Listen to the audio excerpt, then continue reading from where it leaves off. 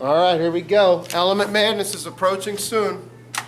So what I'm going to do, hopefully quicker than previous video, because I keep saying I'll make these videos shorter, but I guess I like to talk a lot. I'm sorry.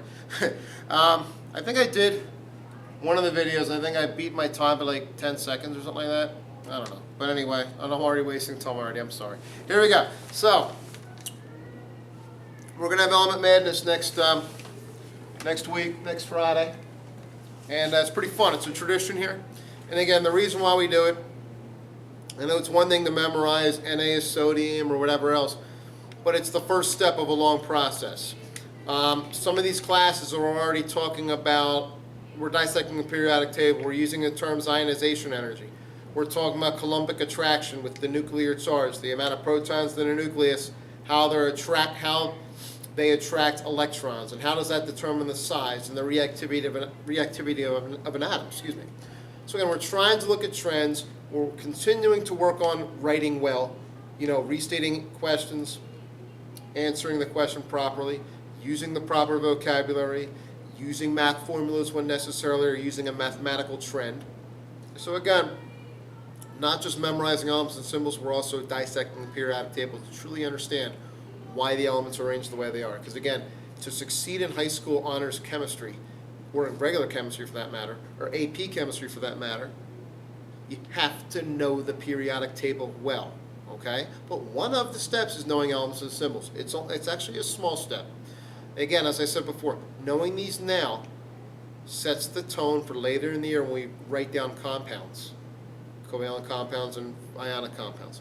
It also sets the tone for reading a paragraph and talking, and it says in there what actually reacted in a chemical reaction, and the students will actually have to write the equation for that. They have to know everything. They have to know what, if it's calcium chloride, they will have to be able to know how to write CaCl2.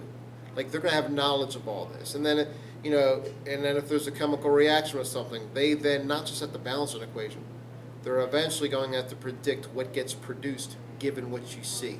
So again, it takes knowledge of reactivity, knowledge of symbols, knowledge of how the atoms form ions, knowledge of valence electrons. So it takes a lot of knowledge and information. And once again, let me close my door again because we're filming lunch. So anyway, what I decided to do from Element Madness, decided to give away some of my secrets.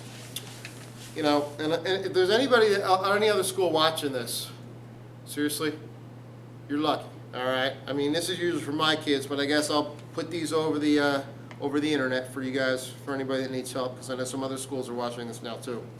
All right. First one, helium. How to remember that? High-pitched voice. You ever hear of a person that inhales a helium balloon, their voice gets high-pitched?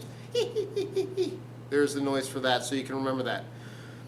And again, I'm not just going to come up with sayings, I'm also going to come up with ways to say them so you can learn to spell them easy. Beryllium is symbols BE. But kids have trouble spelling beryllium, so we call it beryllium. B-E-R-Y, L-L-I-U-M. Beryllium, but we say beryllium. I can't even say it. Beryllium. And no, I'm not going to edit that out. Okay.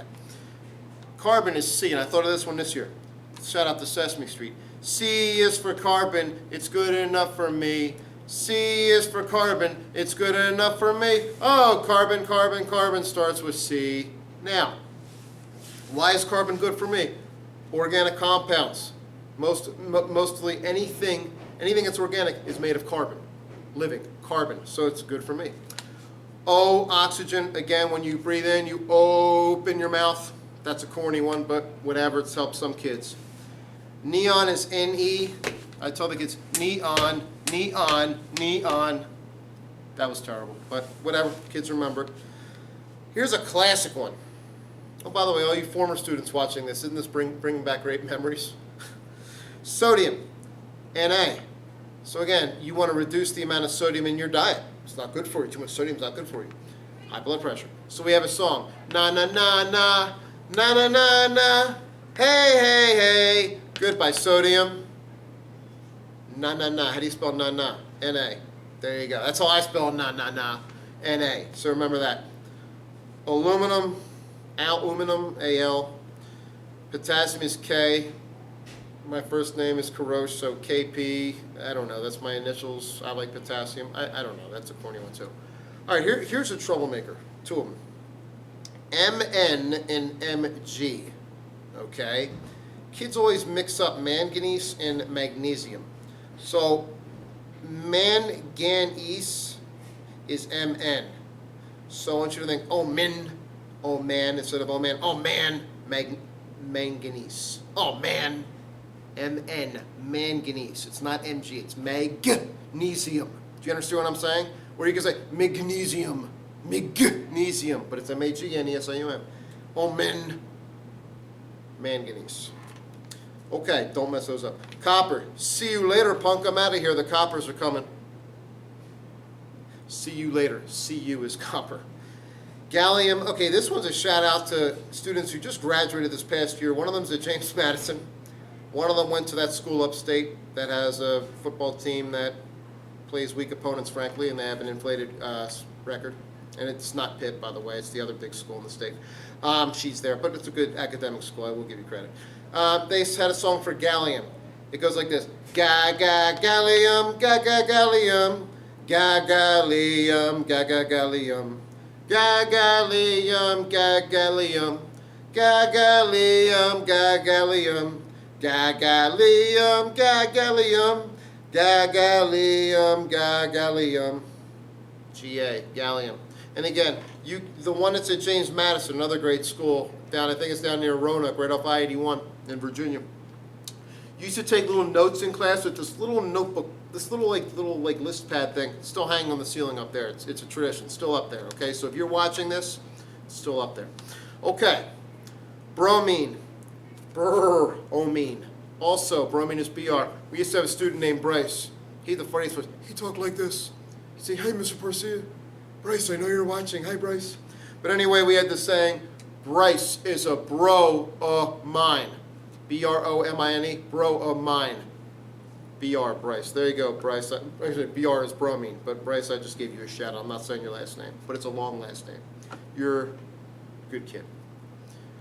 M-O, molybdenum. Well, seriously, how you gonna spell that? So we say it molybdenum. M-O-L-Y, Molly. Sometimes Molly spelled with two L's, I know. Molly, M-O-L-Y, B, the letter B, denum, D-E-N-U-M, molybdenum, or molybdenum, as it should be said. AG is Agnes wears wonderful silver, AG. Sin, S-N, it's a sin to use tin, S-N is tin. I, Odina, Texas Roadhouse. I, Odina, Texas Roadhouse. And speaking of which, Texas Roadhouse has graciously donated some $15 food vouchers for us. So whichever student wins in each of the three sections for Element Madness, not only do you get an A on this test, you also get a free $15 voucher to Texas Roadhouse because I Odina, Texas Roadhouse. There you go, iodine. PB, lead. Who's eaten a peanut butter and lead sandwich? Have I? Probably think I have, but no, I haven't. But we go PB and lead sandwich. Don't ever eat a PB and lead sandwich. It's not good for you. Oh, gold. AU, punk, give my gold back. AU, punk, give my gold back. AU is gold. And another corny one. HG rhymes with mercury. Who knows? But again, those are some pointers. And again, you guys that are watching, that are former students, hey, memories, right? Oh, the fun we had back in the day. Wait till these current kids hear about ion insanity. Oof. But anyway, those are some of the common ones that you can use to help remember. Now, I told everybody we can practice Element Madness at home. So again, I know this class is hard and I know it's a lot of work, but we're trying to also have fun at the same time. So you're going to hear about this parade next Friday during SSS. We're going to have the kids parade around the building. We're going to call it the Parade of Elements, and they can wear a costume. Again, they have to bring it in and wear it above regular clothing. There's no time to change any of that stuff, okay? But again, we're going to march around the building and yell out the elements, and we're going to make it a study session and a parade. Why not? Again, you got to have fun with it. I mean, really. So might as well have fun. So again, I highly encourage it. Now, with this, how do you play Element Madness? And it's hard for me to describe when there's only one person in the room. So here's what I have right here. Hopefully you can see this. Hi, Mr. Rigner. Hi, Mr. Siggins. Oh, hi, Dave Weinstadt. Oh, that's who they are. This guy right here, he's going to be the house principal next year for you guys. Mr. Rigner. There's Mr. Siggins. Dave Wannstedt, former coach of the Pitt Panthers right there. He's a legend. Former coach of the Miami Dolphins. Was with Jimmy Johnson at the University of Miami. Former Dallas Cowboy defensive coordinator, okay, when they won a Super Bowl, I guess. Yuck. Okay, but anyway, what's up, Dave Wannstedt? Anyway, here we go. So what'll happen is this. I'm going to use an overhead, and this will be covered. And what'll happen is all the kids will have a blank piece of paper, and their hands are folded. Two people going against each other. When I say go, they'll see this. The kids need to write as fast as possible. Not this, the opposite. So they'll write magnesium, spell it right. Argon, spell it right. Capital C, lowercase o. Iodine, iodine at Texas Roadhouse. And lithium, Li, as fast as possible. Slam it down, the pencil. Whoever slams their pencil down first, right, I check first for accuracy. And if all five are right, okay, if all five are right, then that person wins and faces the winner of the other game. Now, what if the person who slams their pencil down first gets 4 out of 5 right on a misspelling or whatever? Then I check the other person. And if the other person has them all right, the second person who put their pencil down, then they move on. So it's pretty tricky. Now, what if we can't determine who put their pencil down first, or what if they both have the same number right? Like 3 right out of 5 or 4 right out of 5. Then we go to sudden death overtime, where I just have one. So the kids will see, just like, I'll cover all this up, they'll see one different element. Say it's Al, and I'll show it on the overhead. Then they got to write aluminum as fast as possible and slam the pencil down. So it's pretty entertaining. It's pretty intense. So that's overtime to see who wins. So it's pretty fun. And we dwindle down to a Final Four. The kids start cheering and yelling, and we move the desk out to the middle, and it gets kind of crazy. It's legendary. We have noisemakers. We have fun. Again, we're celebrating our hard work. Again, these kids are working so hard. They're being pushed to the max. So I believe we got to have fun doing it to make it memorable and, have fun with it. So that's how we play. If you have any questions, let me know. My current students better be my former students. I don't care if they're an AP Chem. I don't care if they're an honors Chem. Okay? I also want to hear about stories. If you have an experience or the parents have experience in chemistry and know these really well, I'd love to, you can play this. Are you smarter than a chemical engineer? Isn't there like a show called Are you smarter than a 5th grader? I don't know what it is, but you play a game. Are you smarter than a chemical engineer? Well, we know the chemical engineer knows a lot more, but again, it's just a name. So again, you can have fun with it. Hey, doctors, a lot of you doctors might know this stuff, okay? Are you smarter than a doctor? Again, you got to work really hard to be a doctor, we know. But again, it's kind of fun, gets the kids excited, and gets them engaged. So hopefully, you guys will do that. Again, we already heard there's rumors that kids from college are home this weekend for homecoming weekend. They're going to be playing against their siblings. Hey, it's a tradition. Also, too, next week, we have an exam on now Wednesday. I pushed it back today because I want to spend a little more time on a couple things. We have help desk on Monday to help for that exam because I know Ms. Camilleri's challenge classes has their test on Tuesday, so we're going to help them too. But I think we should have fun. We're going to have open practice where we're going to have Element Madness practice where kids can actually play Element Madness. Not in a tournament, but just play against random kids from different classes. I'll make it available Tuesday, Wednesday, Thursday. So it's like having fun after school instead of practicing sports. We're practicing for Element Madness. And again, it's something for your kid to be involved in, okay? So we got Science Help Desk Monday, and then Element Madness practice, we call it open practice, Tuesday, Wednesday, Thursday. Again, it's kind of a fun way for kids from different sections of Challenge Science to go against each other. In fact, in years past, we've had the Battle of Ravensclaw. Some kids in Ravensclaw, they're in these sections, will go against each other, and whoever wins gets bragging rights in Ravensclaw. What's another development? I don't know.